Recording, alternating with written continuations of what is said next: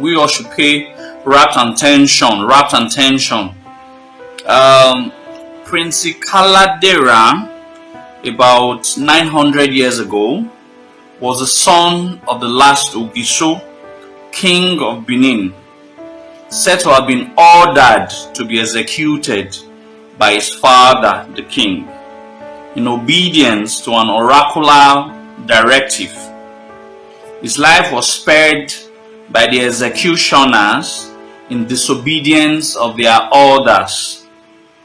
The distressed prince wandered further into the Ikaladerhan forest in search of safety. He was reputed to have stayed for a considerable period in Uwoton, where he built a palace and had a sizable number of retainers.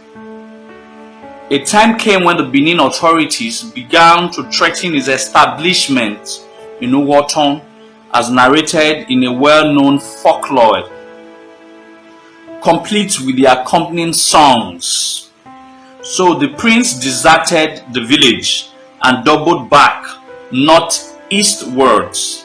He founded a Rua village in Uhuode and ended up in the Yoruba country, in the town of Ile-Ife, where he attained a kingly status.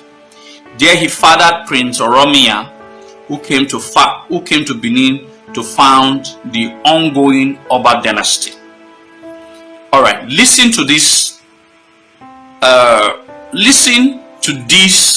paragraph. This is what I wanted us to be aware of. This paragraph is very important. Listen very attentively. The Ikaladerhan story is faithfully replicated in the later story of Prince Izoduwa, the son of Oba Olua, who about 3 centuries after Ikaladerhan was also a Benin prince in some distress in the riverine areas south of Edo land. Izoduwa had also ultimately become a king in those unfamiliar surroundings.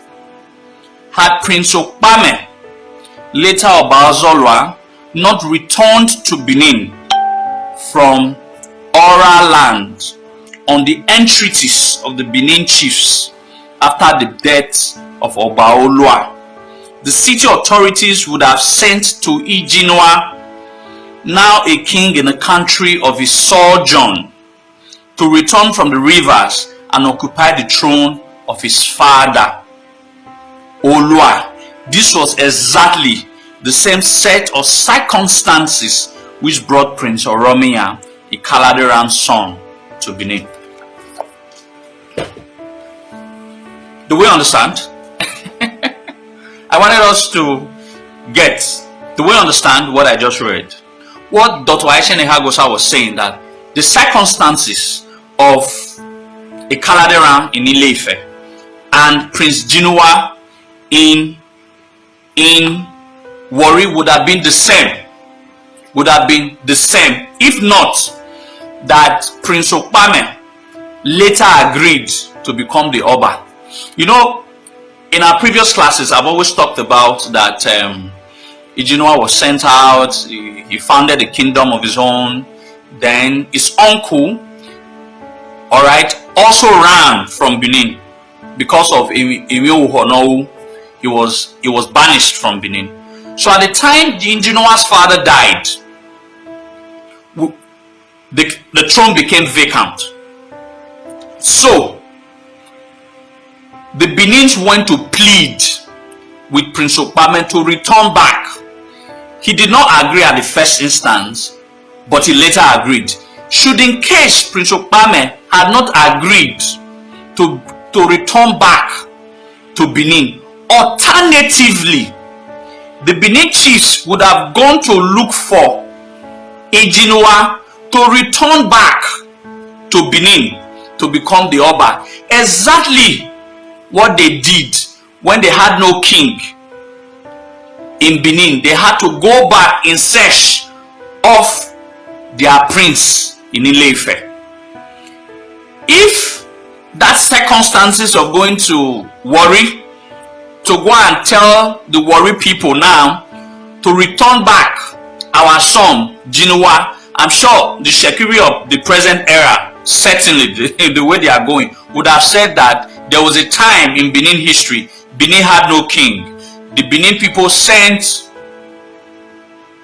to Warri for Warri people to give us king. Therefore, the Warri people, probably if the Jinuwa could not come, will not send the son. So therefore, the Warri people will not be saying that they gave us a king. The same instances.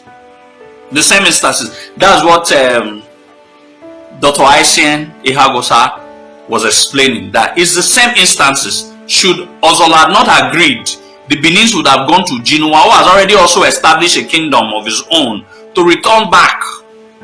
If that event would have happened, I'm sure that the modern Ishekiri people would have not been saying that there was a time in Benin we had no king, that it was not the Ishekiri people that gave us king, just like the way the ignorant Ile-Ife people are certain.